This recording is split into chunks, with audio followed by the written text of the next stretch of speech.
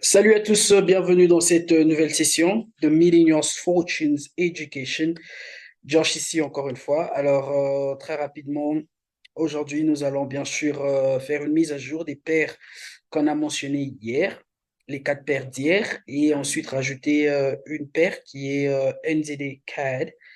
Et voilà. Alors, si c'est votre toute première fois de nous rejoindre, n'hésitez pas de cliquer dans le coin bas droit de votre écran sur la petite cloche de notification, bien sûr, pour tout le temps être notifié à chaque fois que nous avons une nouvelle vidéo mise en ligne. Et sans oublier de vous abonner sur cette chaîne. Alors, on va y aller. On va commencer avec Euro USD, ensuite GBP USD, puis transitionner sur GBP, GPY, NZD, GPY, qui sont les quatre paires dont on a mentionné hier, et finir avec NZD 4 que nous allons rajouter sur la liste. Euro USD. Alors, littéralement, quand on regarde l'indice du dollar, OK, vous allez remarquer en fait que l'indice du dollar est en train de nous donner quoi? Il est en train de nous donner un mouvement haussier, OK? Alors, il se peut que nous ayons quasiment ceci. Je vais faire ceci, voilà. Il se peut que nous ayons bien sûr cette structure. Il se peut qu'à partir de là, bien sûr, qui est une zone, OK?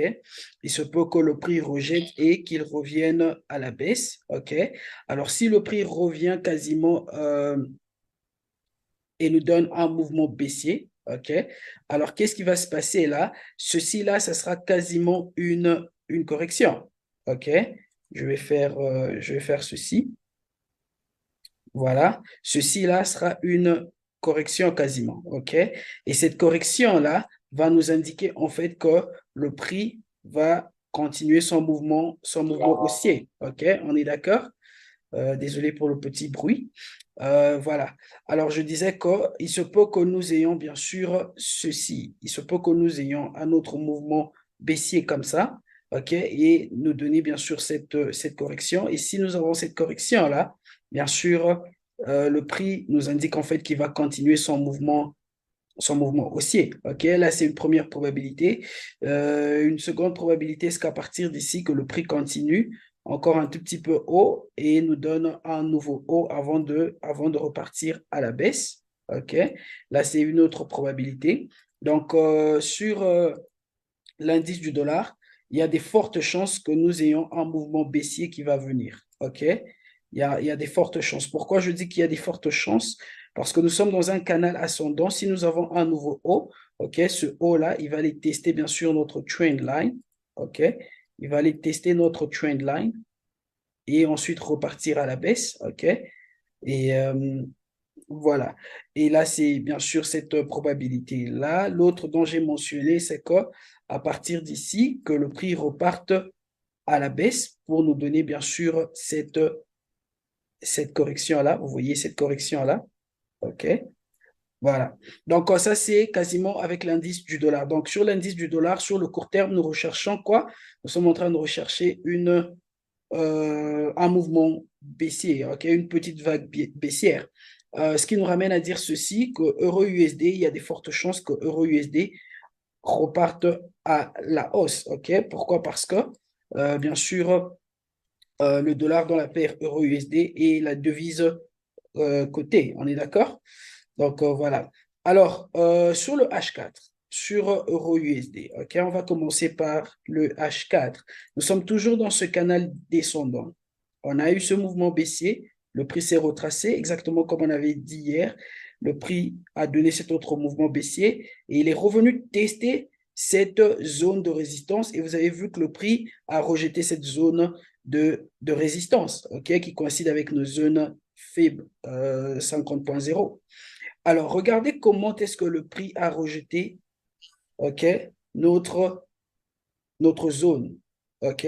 Le prix, il n'a pas rejeté de façon impulsive. Je vais aller sur le H1. Voilà, le prix n'a pas rejeté de façon impulsive, mais le prix a rejeté de façon correctionnelle. OK? Alors, ceci nous indique en fait qu'il y a des fortes chances que nous ayons ce mouvement haussier. Il y a des fortes chances que nous ayons un mouvement haussier qui va revenir encore retester cette même zone de résistance. Pourquoi? À cause de cette structure que nous sommes en train de voir là, qui est une structure corrective de ce mouvement. OK? Donc, on va prêter attention à la paire euro-USD. OK?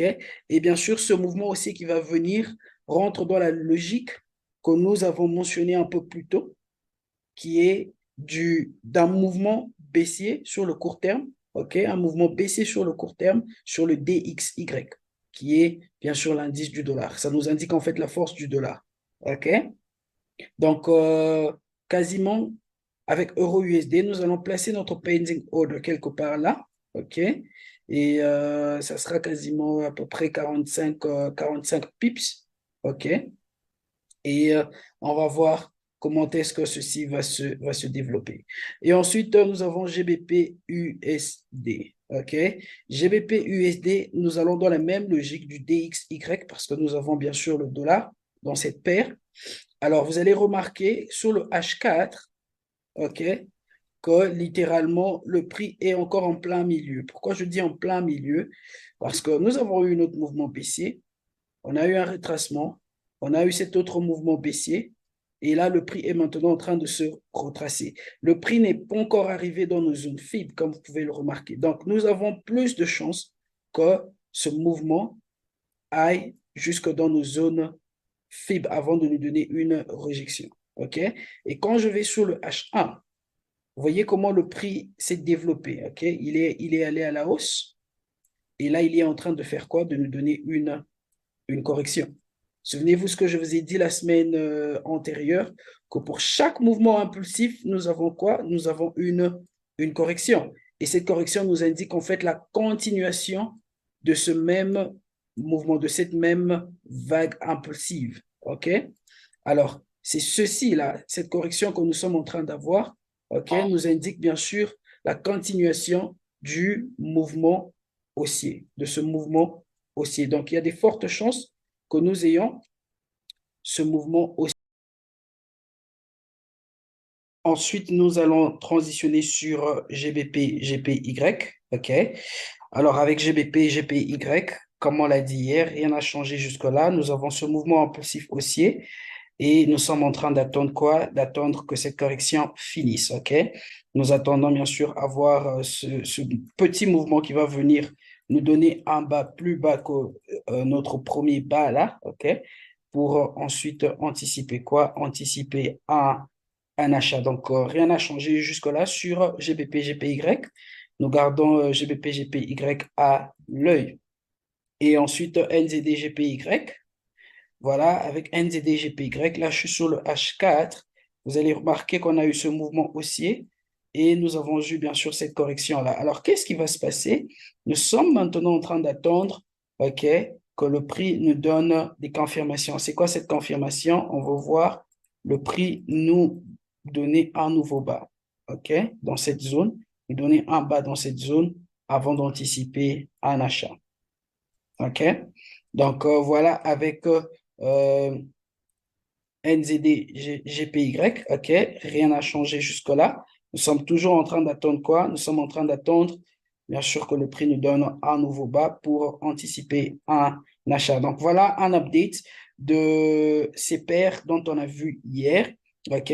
Et aujourd'hui, nous rajoutons juste une seule paire sur les quatre que nous avons vues là, OK? C'est quoi cette paire? C'est NZD CAD. Alors, avec NZD CAD, vous allez remarquer que nous sommes déjà en train d'aller à la hausse, OK? On a eu bien sûr cette correction. Mouvement très simple. On a eu cette correction, la correction de ce mouvement haussier là. OK?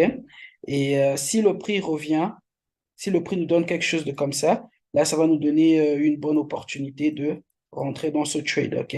On n'est pas rentré dans ce trade jusque-là. OK? Le mouvement était un peu rapide.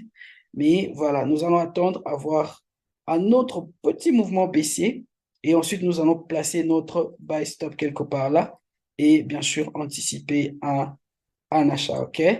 Là, bien sûr, c'est sur NZD CAD. Vous allez voir sur le H4. Sur le H4, pourquoi nous recherchons un achat? Vous allez voir, on a eu en fait ce mouvement baissier là. OK? Alors, ce mouvement haussier que nous sommes en train de vouloir prendre, ça va correspondre en fait à un retracement de cette vague baissière. OK? Donc, ce mouvement haussier doit revenir jusque dans nos zones faibles, là, tester cette zone de résistance. OK? Et bien sûr, vous allez voir de par la correction qui est en train de se développer là, OK, vous allez en déduire qu'il y a quasiment un mouvement haussier qui est en train de venir. OK?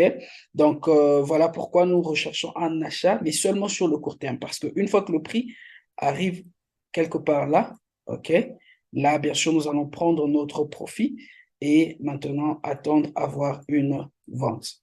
Voilà avec NDD-CAD. Donc, voilà tout pour aujourd'hui. Que Dieu nous bénisse. Je nous donne rendez-vous encore une fois demain, OK, à la même heure. Bonne journée de trading et à très bientôt.